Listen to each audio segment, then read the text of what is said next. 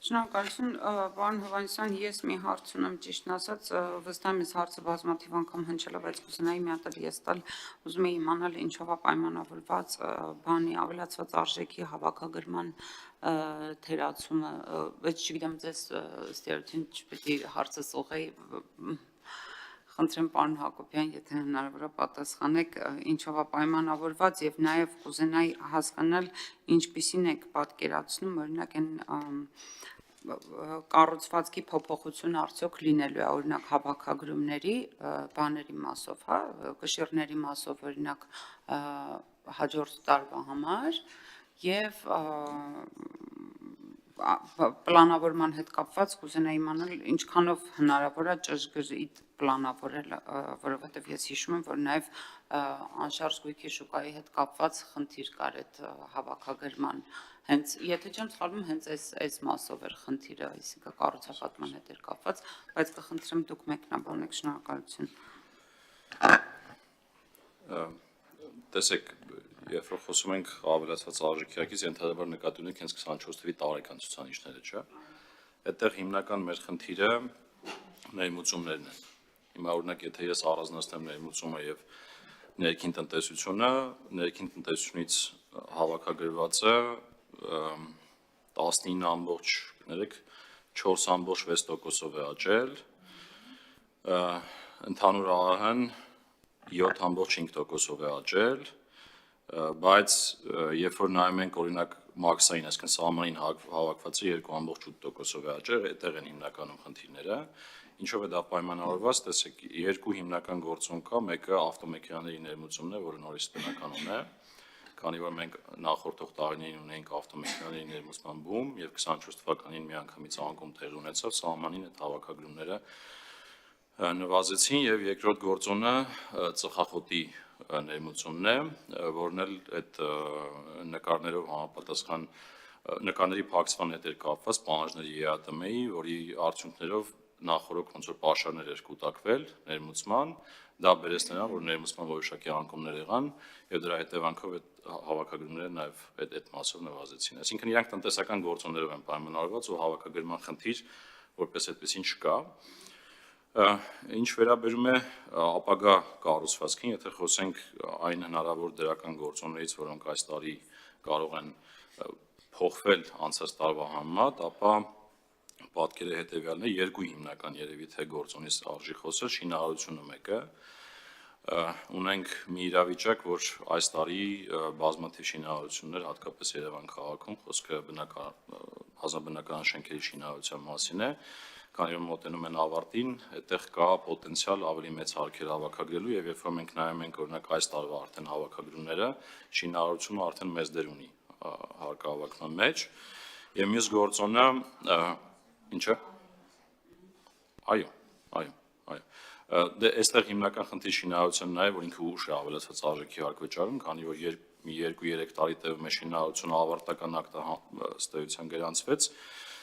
եւ սկսեց շահագործվել, այդ ժամանակ գոյանում է իր ԱԱՀ-ի պարտավորությունը, մյուսը բանկային համակարգի հետ է կապված, այդտեղ արդեն ավելացած արժեքի հարկ չէ, շահութարկի մասին է խոսքը, քանի որ բարձր աճեր ենք ունեցել 2024 թվականին եւ դրա աճերի օգուտ ըստեյության ստանալու ենք այս տարի շահութարկի տեսքով, մյուս խոշոր գործոնը դա է, որ թույլ կտա այդտեղ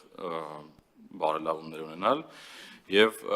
մյուս կարևոր գործոնը, որը կուզեի նշել, քանի որ մենք այդ վերարտադրման ցիկլը կարելի ասել գրեթե ավարտել ենք, այսինքն այն մեծ պիկից հետո կտրուկ նվազեց 24 թվականին, մենք հիմա այդ ներմուծումների եւ իմ նշած այն գործոնների ներմուծումների մասով խնդիր չունենք, այսինքն բազան մաքրվել է եւ հետեւաբար մաքսային մարմինների կողմից հավաքագրումները սահմանին նույնպես բարելավելու են, դրա վառ վկայություն են ելի ընթացիկ հավաքագրումները։ Հիմա գանք բանին պլանավորման մասով խոսենք, ես ճիշտ ասած բազմիցս այս վերջի քննարկումներին առաջարկել եմ փոխենք այս տերմինը, քանի որ հարկերի մասին պլանավորումը ասված է մասնագիտորեն կարծում ճիշտ չի եւ լավ կլինի խոսենք կանխատեսումներից, ինչի որովհետև հարկը ինքը 3 գործոն է իր վրա խոշոր ազդում, մեկը մեր տնտեսական զարգացումներն են, որոնք օբյեկտիվորեն կարող են տատանվել եւ բերել անկախ մեր գործողություններից, մյուսը օրենսդրական փոփոխություններն են հարկային օրենսդրության եւ երրորդը վարչարության ջանքերը, Եվ այս տեսանկյունից կարևոր է, որ մենք այդ կանխատեսումների հիմքում ինչ ենթադրություններ դնում ենք, տարվա ընթացքում հետևենք եւ բացատրենք, թե ինչը շեղվեց մեր նախնական այդ կանխատեսումներից։ Թեևս այսքանը, եթե այլ հարցեր կան, նորից կանդրադառնամ։ Չէ, այս մասով ճիշտ ասած այդ կանխատեսումների մասով ճիշտ եք ասում, ես ուզում եի հասկանալ կա ինչ որ բնականաբար այլ հավասար պայմաններում պետք է դիտարկենք էլի այդ կանխատեսումը, հիմա չենք եւ շատ բնական է որ տնտեսական զարգացումից մեծապես կախված է թե ինչ կլինի, բնականաբար օրենսդրական փոփոխությունները արդեն մեր դաշտում մենք կարող ենք պլանավորել, այդ թվում օրենսդրական փոփոխությունները, հա, չէ, այդ մեկը արդեն պլանավորել կարող ենք բնականաբար եւ ուզում եի հասկանալ օրինակ կա տենց միջինացված ինչ որ շեղման ընդունելի շեմ այդ կանխատեսման, չգիտեմ, պրակտիկայում նման բան կա, որ այսինքն այլ հավասար պայմաններում այսքան շեղումը նորմալ է համարվում, իսկ դրանից ավելը, եթե այլ հավասար պայմաններն արդեն համարվում է, որ սխալ կանխատեսում է եղել, կա նման բան։ Ցանկացած շեղում կանխատեսման, որը որ բացատրելի է, համարվում է օբյեկտիվ։ Այսինքն չկա այդպիսի չափ, դրա համար կարևոր է այլ ցուցիչներ նայել, օրինակ ասենք մենք տնտեսական հանձնաժողովում այդ քննարկում ունեցանք, երբ որ օրինակ խոսում ենք հարկահավաքման մասին, եթե օրինակ ուզում ենք հասկանանք թե ստվերը ինչպես է նվազել, այդտեղ այլ ցուցանիշներ կան, օրինակ հարկային վարչարության ճեղք են գնահատում, դրանով նայում ենք թե ինչպես փոխվեց դա, կամ օրինակ նայում ենք թե հասարակությունը ինչքան գումար է ծախսում հարկահավաքման վրա, դա այտենց 1.1%-ի շրջանակներում է, կամ նայում ենք օրինակ մեր բաժանում ենք երկու մասի հարկերը եւ փորձում ենք հասկանալ մեր տնտեսական զարգացումին ինչքանով է համաունչ, եւ օրինակ երբ որ նայում ենք ներքին տնտեսությունից հավաքագրած հարկերը, էապես մոտավորապես 14%-անոց աճեր ունենք անցած տարի, որը մեր տնտեսական աճի տեմպերից առաջանցիկ է։ Իսկ այստեղից գալիս ենք մի եզրահանգման, որ գլոբալ մեր խնդիրը դա այդ այնի մշած տնտեսական գործոններն են, որոնք որ անցած տարի տեղի են ունեցել։ Այդ թվում նաև մի երկու գործոնել նշեմ, տեսեք կան օրինակ նույն շինարարությունն ու բանկերի գործունեությունը այնպես է, որ իր տնտեսական գործունեությունը եւ առաջացած հարկի միջև լаг կա, եւ դա է պատճառը, որ մենք երբ որ տեսնում ենք բարձր ակտիվություն, չենք տեսնում դրա հարկահավաքումը նույն տարվա ընթացքում։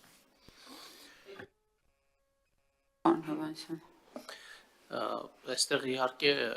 վերջնական համաձայնություն չունենք, որովհետև խնդիրը ինչումն է, ոչ թե խնդիրը անում է, որ ֆինանսների նախարարությունը համաձայն չէ պետք գործընկերների հետ, որ հարկերը ինչպես են հավաքվում, խնդիրը անում է, որ մենք ծախսեր ենք պլանավորում այդ հարկերի հետ կապված, եւ ըստ էության ծախսերը մենք չենք կանխատեսում, այլ պլանավորում ենք, եւ պետք է հասկանանք այդ դեպքում այդ եկամուտները ոնց պետք է անենք, որովհետեւ եթե մենք եկամուտները կանխատեսենք, բայց ծախսերը պլանավորենք, կարող է վերջում մեր դեֆիցիտի մակարդակը բարձր կամ ցածր լինի, եթե աշխատանքները բան լինեն, հետեւաբար այստեղ մեթոդական առումով դեռ չեն կարողացել այս բացը հասկանանք, հենց որ հասկանանք, այն ժամանակ արդեն մենք ըստ այդմ նախաձեռնություններով հանդես կգանք։ Շնորհակալություն եւ մի հատ էլ հարց տամ, ես ճիշտ գիտեմ, չէ, որ մեր թիրախային ցուցանիշը հարկեր հնայի մասով 25%-ն է, որքանով եք գնահատում իրագործելի, այսինքն մինչև նշված ժամկետը այդ ցուցանիշի ապահովումը։ Դե եթե մենք ունենք 23.6% 24 թվականի արդյունքներով եւ շարունակում ենք թիրախավորել, որ մենք 0.6%-ային կետով բարելավում կունենանք 2025 թվականին եւ 26 թվականին, եթե նույն քայլով առաջ գնանք, ապա կարող ենք հասնել 24.8-ի կամ այսինքն ինչը շատ մոտ է 25%-ին, այո։ Այսինքն այդ թիրախը շարունակում է թիրախ մնալ եւ մենք ամեն ինչ անելու ենք այդ թիրախին հասնելու համար։ Շնորհակալություն։ Խնդրեմ Տիկին Մանավետյան։ Ուղղակի մեկ հարց եւս, որքան ազդեցություն կունենա հարկային եկամուտների վրա այն օրենսդրական փոփոխությունները, որ դեռ այսինքն կանխատեսվում չէ, բայց պլանավորել են կամ ճանապարհին մասնավորապես կրիպտոակտիվների մասին օրենքը եւ որքանով տեղյակ եմ ունենք համաձայնագիր Չինաստանի եւ Ճապոնիայի հետ կրկնակի հարկումը բացառելու հետ կապված, այսինքն դրանք հարկային եկամուտների վրա կանխատեսում ենք ազդեցություն ունենալու են թե ոչ։ Կրիպտոակտիվների հետ կապված նման կարգավորումներ դրված չեն, այսինքն հարկման երևույթներ չկան, որովհետև ըստ էության իրանք ակտիվներ են, իրանք պետք է ակտիվների հավելաճի հետ կապված կարգավորումները մենք դրա վրա աշխատում ենք եւ հետագայում դրա մասին կխոսենք, այս պահին դեռ այդ հավելաճը չի հարկվում, ինչ վերաբերվում է Չինաստանի, Հոնկոնգի եւ Ճապոնիայի հետ համաձայնագրերին, ապա սա ընդհանուր կապված է բիզնեսի ներդրումների ներգրավման հնարավորությունների հետ, համաձայնագրերը ինքնին կարելի ասել ոչ թե հարկերի ավելացման, այլ նվազման նպատակ են հետապնդում, որովհետեւ մի երկրում հարկված հարկը այլևս օրինակ Հայաստանում չի հարկվի, բայց սա կստեղծի նոր հնարավորություններ նոր ներդրումների, որոնց արդյունքները մենք կտեսնենք ապագայում։ Շնորհակալություն, խնդրեմ, պարոն Հակոբյան։